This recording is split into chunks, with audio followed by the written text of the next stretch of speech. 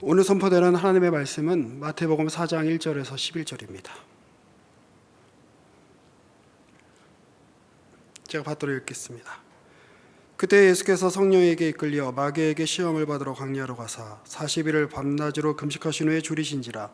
시험하는 자가 예수께 나와서 이르되 네가 만일 하나님의 아들이거든 명하여 이 돌들로 떡덩이가 되게 하라. 예수께서 대답하여 이르시되 기록되었으되 사람이 떡으로만 살 것이 아니요 하나님의 입으로부터 나오는 모든 말씀으로 살 것이라 하였느니라 하시니, 이에 마귀가 예수를 거룩한 성으로 데려다가 성전 꼭대기에 세우고 이르되 내가 만일 하나님의 아들이거든 뛰어내리라. 기록되었으되 그가 너를 위하여 그의 사자들을 명하시리니 그들이 손으로 너를 받들어 발이 돌에 부딪히지 않게 하리로다 하였느니라. 예수께서 이르시되 또 기록되었으되 주 너의 하나님을 시험하지 말라 하였느니라 하시니, 마귀가 또 그를 데리고 지극히 높은 산으로 가서 천하 만국과 그 영광을 보여 이르되 만일 내게 엎드려 경배하면 이 모든 것을 내게 주리라. 이에 예수께서 말씀하시되 사탄아 물러가라. 기록되었으되 주 너의 하나님께 경배하고 다만 그를 섬기라 하였느니라. 이에 마귀는 예수를 떠나고 천사들이 나와서 수종드니라. 우리는 예수 그리스도의 탄생 이후로 이 마태복음 4장에 이르러 예수께서 사탄에게 시험받는 장면을 바라보게 되었습니다. 여기서 여러분한테 너무나도 인상 깊고 유명한 이야기라 딱히 새삼스럽고 새로울 것이 없어 보이는 이 이야기를 오늘 제가 다시 여러분 앞에 들고 나온 이유는 우리의 이해로 가볍게 해석하고 넘기기에는 우리가 깨닫지 못했던 놀라운 메시지가 이 안에 숨어 있기 때문입니다. 어디 하나하나 들여다볼까요? 먼저 이 장면 4절 기록되었을 때 사람이 떡으로만 살 것이 아니요 하나님의 입으로 나는 모든 말씀을 살 것이라 할 것이다. 이 기록은 신명기에 나오는 기록입니다. 여러분이 굳이 찾아 보이는 거 읽어드리는 것을 좋아하지 않으실 것 같아서 설명으로 대신합니다. 예수께서 하시는 지금 마귀 앞에서 시험을 당하시는 것은 과거 출애굽 때부터 광야를 거쳐 가나안에 들어오기까지의 이스라엘 백성들이 겪었던 사건과 직접적으로 연관되어 있습니다. 여기 나오다시피 예수 그리스도의 대답은 사람이 떡으로만 살 것이 아니요 하나님의 입으로부터 나오는 모든 말씀으로 살 것이다 라는 얘기가 나오는 것이 바로 그 직접적 증거입니다. 조금 더 살펴볼까요? 예수께서 광야에서 줄이신 기간이 40일이라고 나옵니다. 이스라엘 백성이 가나안에 들어가기까지 광야에서 헤맨 기간이 얼마였죠? 네, 다들 마스크 쓰고 있으니까 눈빛으로 저에게 숫자를 말해주시기 바랍니다. 몇 년이었죠? 그렇죠, 40년이었죠. 40년 광야 생활을 겪고 이스라엘 백성들이 겪었던 일과 40일 광야에서 줄인 다음에 예수 그리스도가 겪은 시험이 서로 이렇게 맞닿아 있는 겁니다. 거기에 사탄이 하는 얘기, 돌로 떡을 만들어 먹으라 하는 이야기는 이렇게 해석이 됩니다. 너는 돌로 떡을 만들어서 그 떡을 주식으로 먹고 사는 사람이지 않느냐? 그러니 떡을 만들어 먹으라 라고 예수에게 이야기하는 거죠. 그때 예수 그리스도의 대답이 이거였던 겁니다. 사람이 떡으로만 살 것이 아니요 하나님의 입으로부터 나오는 모든 말씀으로 살 것이라. 예수 그리스도의 이야기는 선언입니다. 어떤 선언이냐면 여기서 지금 예수 그리스도가 육신을 입은 말씀, 즉 사람이라는 것을 잊지 마시고 이것을 들여다보셔야 합니다. 예수의 이야기는 그러니까 예수가 새로 만든 새 인류, 다시 정립하는 사람의 본질에 관련된 이야기입니다. 사람은 떡으로만 사는 게 아니다. 사실 사람이 살게 하는 주식은 하나님의 말씀이다. 다시 말해, 나란 사람은 하나님의 말씀을 주식으로 사는 그런 사람이다. 새로운 인류이다 라고 선언하는 게 된 것이죠. 계속 보실까요? 그 다음에 마귀는 이제 성전 높은 꼭대기에서 뛰어내리라 그러고, 그리고 자기에게 경배하라 합니다. 그러면 이 세상이 내가 얼마나 대단한 사람인 줄 알고 네가 나에게 경배하면 내가 이 세상 모든 권력을 주겠다라고 제안을 하죠. 그 제안에 예수 그리스도의 답변이 주 너희 하나님을 시험하지 말라라는 답변입니다. 문자 그대로 보자면 하나님을 감히 시험하지 말라, 하나님의 능력을 감히 의심하지 말라라는 말처럼 들립니다. 그런데 제가 서두에서 말씀드린 것처럼 이 이야기는 과거 출애굽 시대에 이스라엘 백성들이 겪었던 이야기와 맞닿아 있습니다.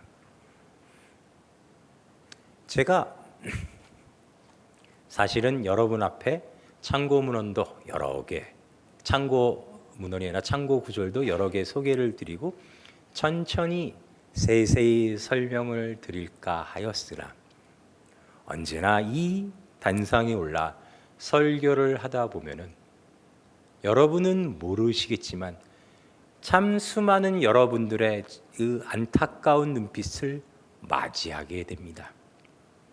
여러분의 안타까운 눈빛은 사실 저에게 한 가지 메시지를 말해주고 있습니다.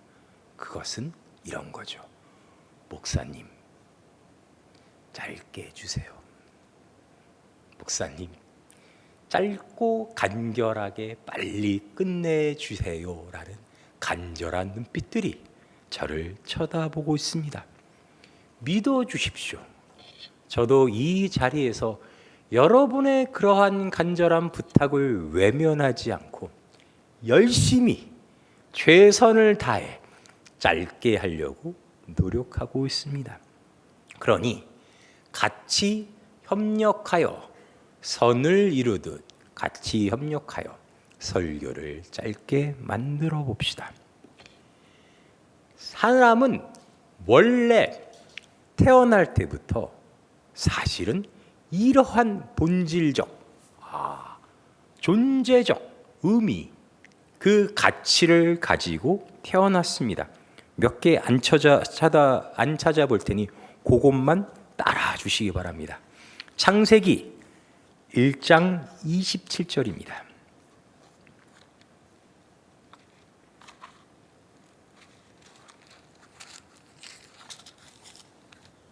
굉장히 쉬운 내용입니다. 창세기 1장 27절에 성경은 다음과 같이 기록합니다. 하나님이 자기 형상, 곧 하나님 형상대로 사람을 창조하시되 남자와 여자를 창조하시고 하나님이 그들에게 복을 주시며 하나님이 그들에게 이르시되 생육하고 번성하여 땅에 충만하라. 땅을 정복하라. 바다의 물고기와 하늘의 새와 땅에 움직이는 모든 생물을 다스리라 하시니라. 하나님이 인간을 창조하시고 인간의 본질적인 그런 어떤 존재의 목적, 그들이 이 세상에서 죽지 않고 살아가게 되는 이유와 원칙을 이렇게 삼으셨습니다. 그들이 의로워서도 아니고, 그들이 창조 세계의 유익을 가져와서도 아니고, 인간이 이 세상에 존재하고 이 세상을 다스리는 위치에서 세상을 사는 이유는 어디까지나 하나님의 명령, 즉 하나님의 말씀 때문이었습니다. 너희는 원래 내가 이 세상에 창조한 그 피조물들을 먹고 사는 것으로 너희들의 수고로움이나 너희들의 노력이나 너희들의 공로로 사는 게 아니라 내가 너희에게 주기로 한 그 모든 것을 갖고 먹고 소유하며 살아가며 더더욱이 이 땅에 번성하고 충만해져요. 다스리는 존재로 살리라 하신 하나님의 말씀, 즉 하나님의 의지로 이 땅에 존재했던 그런 사람이었습니다. 사람이 가진 원뜻이 그거였단 말이죠. 그런 그들이 다른 본질적 가치, 본질적 의미를 가지게 된 것은 범죄 때문이었습니다. 선악과는 단순히 아담이 하나님의 명령을 순종하지 않았다로 끝나는 게 아니라 원래 가지고 있던 인간이라는 말의 의미가 바뀌었음을 의미합니다. 아담이 에덴 동산에서 쫓겨나면서 하나님께 들었던 말, 너는 이제 종신토록 수고하여야 그 땅의 소산을 먹을 것이다. 원래는 하나님의 말씀으로 인해 하나님이 먹이시고 기르시는 자로서 이 세상을 다스리는 위치에 있던 자가 이 세상을 향해 종신토록 고생하여야 그 세상이 토해내는 소산을 먹게 되었다는 거죠. 지금 예수 그리스도께서 40일을 줄이시고 사탄 앞에서 하는 이야기, 그거는 그러니까 결국 이런 의미를 가진 겁니다. 사탄이 너도 아담의 후손 아니냐, 너도 죄인의 후손 아니냐, 죄인답게 굴어라, 고생하고 노력하여 이 땅의 소산을 먹고 살아라, 그럴 거지. 그 말에 예수 그리스도가 거부하는 겁니다. 아니다. 나는 하나님께서 새로 이 땅에 세우신 인류로서 하나님의 원래 창조의 뜻에 순종하여 그렇게 살아가는 존재가 아닌 하나님의 말씀으로 살아가는 존재임을 선언하노라. 원래 이것이 언제 이루어졌어야 하냐면, 여러분이 올 한 해 지겹게 들으셨던 출애굽으로부터 이어졌던 40년 동안 광야 생활로부터 이어졌던 신명기를 통하여 가나안에 들어간 이스라엘 백성들에게 요구되었던, 너희는 세상과 엄격하게 거룩하게 구분되어 거룩한 하나님의 백성이 되어라. 죄를 짓지 말고 도덕적인 존재들이 되어라의 수준이 아니라, 너희는 더 이상 너희가 수고해서 먹고 사는 그런 사람이 아니라 그런 사람이 되기를 거부하고 나 여호와가 먹여 살리는, 나 여호와의 입으로 나오는 말씀을 의지하고 그 말씀을 믿는 믿음으로 세상을 살아가는 그런 사람이 되었음을, 그런 백성이 되었음을 선포하라 라고 요구를 받았던 겁니다. 제 말이 과장 해석이 아닌가, 요거 한 번만 더 찾아봅시다. 출애굽기 17장입니다.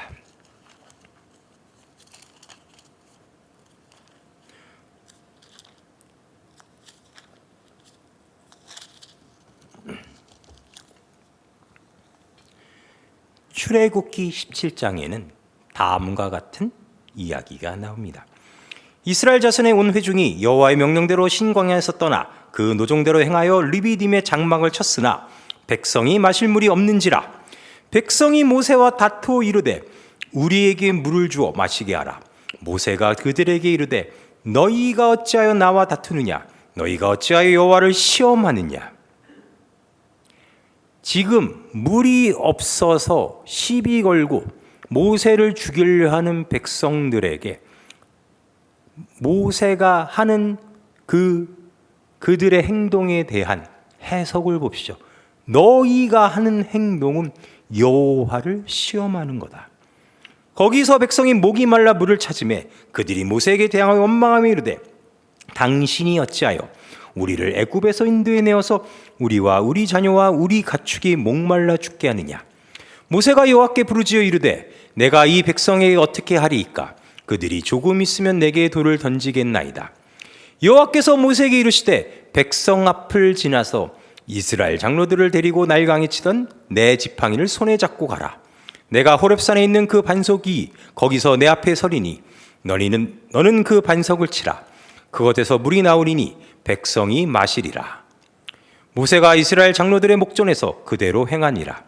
그가 그곳 이름을 마사 또는 무리바라 불렀으니 이는 이스라엘 자손이 다투었으며 또는 그들이 여호와를 시험하여 이르기를 여호와께서 우리 중에 계신가 안 계신가 하였음이더라. 물이 없어서 하나님을 원망하고 모세를 죽이려 했던 것을 가리켜 여호와를 시험했다 하는데 그 시험의 내용이 이렇답니다. 우리 중에 여호와가 계신가 안 계신가, 그것을 시험하는 것이었답니다.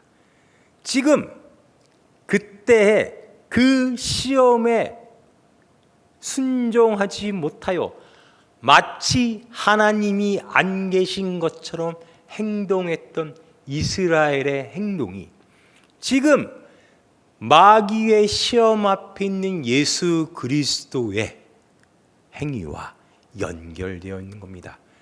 그때 불순종했던 하나님께서 세우셨던 백성들의 그 불순종이 남아 이제 예수 그리스도의 순종으로 바뀌는 순간인 거죠.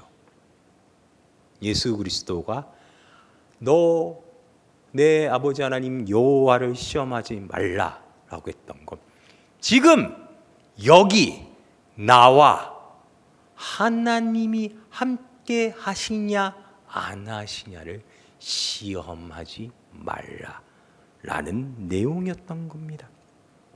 나는 주께서 나와 함께 하심을 믿는다. 그것을 시험하지 않는다 라는 내용이죠. 우리가 하나님의 말씀 앞에서 하게 되는 불순종은 사실은 이 내용과 다 연결되어 있던 겁니다. 다시 말해 예수께서 오셔서 그 순종을 보이시기 전까지 성경 대부분에 적혀 있던 성경 속의 인물들이 끝끝내 실패하고만 그 시험이 여기 있던 거죠. 하나님께서 우리와 함께 하시냐 안 하시느냐. 우리는 지난 설교를 통해 최춘만 목사님의 설교와 윤철규 목사님의 설교를 통해 다음과 같은 중요한 메시지를 들었습니다. 그것은 예수 그리스도의 탄생에 관련된 이야기였는데, 보라, 처녀가 잉태하여 아들을 낳으리니 그 이름을 임마누엘이라 하라. 임마누엘의 뜻은 뭐였죠? 임마누엘이란 뜻은 뭐였죠? 하나님이 우리와 함께 하신다. 예수 그리스도의 탄생이 갖고 있는 의미가 거기서부터 왔던 겁니다. 하나님이 함께 하심을 믿지 못하고 늘 시험하고 그 시험에 낙담하는 우리를 하나님 말씀 앞에 순종케 하기 위해 하나님이 우리와 함께 하려 육신을 입고 오셨다니까요. 그 순종을 이루기 위해. 이렇게 이 모든 게 하나의 이야기로 연결되어 있던 겁니다. 그때 그들이 순종하지 못했던 순종을 이루시기 위해 그가 인간으로 오셔서 순종케 하시고 순종을 몸소 실천하시고 나아가 예수 그리스도의 오심 자체가 그 순종의 내용을 완성시키는 그러한 놀라운 은혜를 담고 있었단 이야기입니다. 갈수록 무슨 얘기인지 어렵죠. 예수 그리스도의 선언, 하나님으로부터 난 자들, 거듭난 자들, 새로운 인간은, 새로운 인류는 하나님 입으로부터 나오는 말씀을 주식으로 먹고 산다. 방금 오늘 우리가 본 마태복음 4장의 내용 안 까먹으셨죠? 몇 분 안 됐으니까. 그 하나님 입으로부터 나오는 말씀으로 산다가 무슨 내용일까요? 무슨 의미인지 조금만 더 보실까요? 요한복음 1장으로 가봅시다. 요한복음 1장에는 다음과 같이 놀라운 기록이 나옵니다. 1장 1절, 태초에 말씀이 계시니라. 이 말씀이 하나님과 함께 계셨으니 이 말씀은 곧 하나님이시니라. 그가 태초에 하나님과 함께 계셨고 만물이 그로 말미암아 지은 바 되었으니 지은 것이 하나도 그가 없이 된 것이 없느니라. 그러고 14절, 말씀이 육신이 되어 우리 가운데 거하심에 우리가 그의 영광을 보니 아버지와 독생자의 영광이요 은혜와 진리가 충만하더라. 아까 방금 새로운 인류는 무엇을 먹고 산다 그랬죠? 말씀을 먹고 산다 그랬죠. 요한복음에 나오는 말씀은 누굽니까? 예수 그리스도죠. 인간으로 예수 그리스도가 한 선언, 이제부터 우리는 하나님의 말씀을 주식으로 산다. 근데 그 말씀이 바로 나다. 제가 논리의 비약을 하는 거 할까요? 요한복음 6장을 보십시다. 요한복음 6장 32절.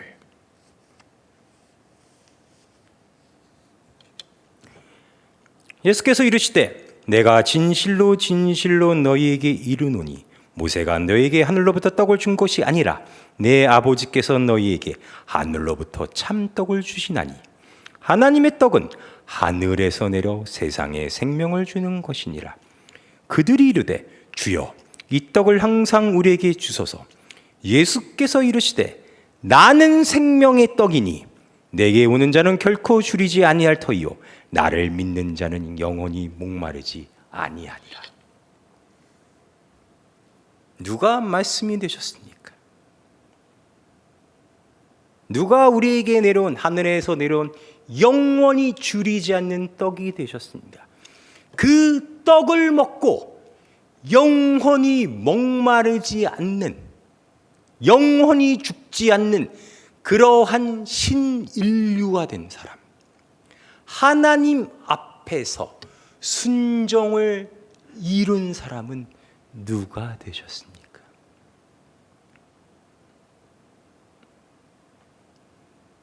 사람은 다음과 같이 착각합니다. 여러분의 예를 들면 시험에 들기 쉬우니까 제 예를 듭시다. 박병석이라는 사람은 박병석이 지난 40년이 넘는 인생 동안 해왔던 것이 오늘 지금 이 자리에 있는 박병석을 이루었다고 생각을 합니다. 여러분이 잘난 것, 여러분이 못난 것, 여러분의 외모로 밖에 보이는 것은 다 여러분이 과거에 했던 수많은 선택들, 수고들, 공로들이 모여 오늘날 결과물로 이루었다고 생각합니다. 성경의 증언은 아닙니다. 여러분은 하나님이 그 처음부터 끝까지 여러분과 함께 계시고 여러분이 순종치 아니하는 그 율법을, 말씀을, 육신이 된 말씀이 되어서 여러분의 양식으로 오셔서 영원히 여러분과 함께 거하고 동행하는 메시아가 됨으로써 이루어졌단 말이죠. 쉽게 말해 기독교가 말하는 여러분은 여러분 혼자 만들어온 여러분의 과거의 결과가 아니라 처음부터 끝까지 하나님의 열심으로 이루어낸 결과입니다. 여러분의 명함에는 어디 CEO, 어디 무슨 팀장, 어디 무슨 변리사라는 그런 타이틀이 들어가는 게 아니라 여러분이 교회 안에서 여러분끼리 나누는 영적인 명함에는 이 글자만 들어가는 거죠. 하나님의 사람, 하나님이 만드신 사람, 하나님이 먹이시는 사람. 그것이 우리 신자들이 갖고 있는 우리의 인간의 의미이자 우리의 정체성입니다. 크리스마스 시즌이 다 되어서 크리스마스가 다음 주에 있는데 오늘 왜 하필 그런 이따위 얘기를 하느냐? 여러분의 한 해를 돌아보십시오. 여러분이 뭐 한 거 없이 그냥 바쁘게 시간이 지났는데 다시 또 크리스마스가 온 것만 같죠? 이루어낸 건 없고 아직도 해야 될 건 많고 오히려 그동안 내가 그나마 몇 개 쌓아놓은 것마저 까먹은, 금리 올라가서 까먹고 주식 떨어져서 까먹고 코인 폭락해서 까먹고 경기 안 좋아서 까먹고 그 어떠한 것도 이루어내지 못한 채 볼품없는 모습으로 오늘도 우리는 저 크리스마스 트리 앞에 서게 되었습니다. 그런 생각을 갖고 계시는 게 인간적으로는 당연히 이해가 되고 저도 여러분과 공감하지만 성경적으로는 틀린 태도라니까요. 불신앙에 우리가 믿음이 약하다는 그 증거밖에 안 됩니다.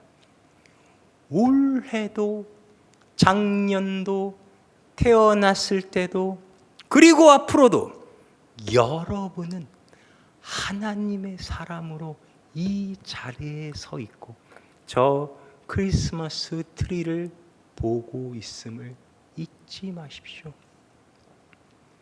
여러분과 함께 하시고 그 앞에서 순종을 이루어 여러분을 구원하시고 여러분에게 약속한 그 영원한 축복을 주시기 위해 노력하고 열심을 다하신 하나님을 기억하십시오. 여러분 스스로를 폄하하고 가치 없는 것으로 여기는 것은 그래서 겸손이 아니라 하나님께서 하신 일을 여러분이 업수히 여기는 것이 됩니다. 하나님은 여러분과 언제나 함께 하십니다. 지독히도 끈질기게도 그 안에서 여러분이 여러분 스스로를 낮추어 보고 비관하고 절망할 것은 우리에게 허락되어 있지 않음을 기억하십시오. 크리스마스를 기뻐하시고 여러분의 친구들과 가족들과 즐겁게 보내세요. 명령입니다. 기도하시겠습니다. 하나님, 하나님께서 우리에게 하신 모든 놀라운 기적과 은혜와 사랑은 그저 남들이 보기에 그럴싸하고 의롭고 보기 좋은 수준에서 그치는 것이 아니라 그 하나하나가 다 우리의 행복이 되고 우리의 즐거움이 되고 우리에게 있어서 이 감동으로 넘쳐나는 감사가 될 것임을 믿습니다. 하나님은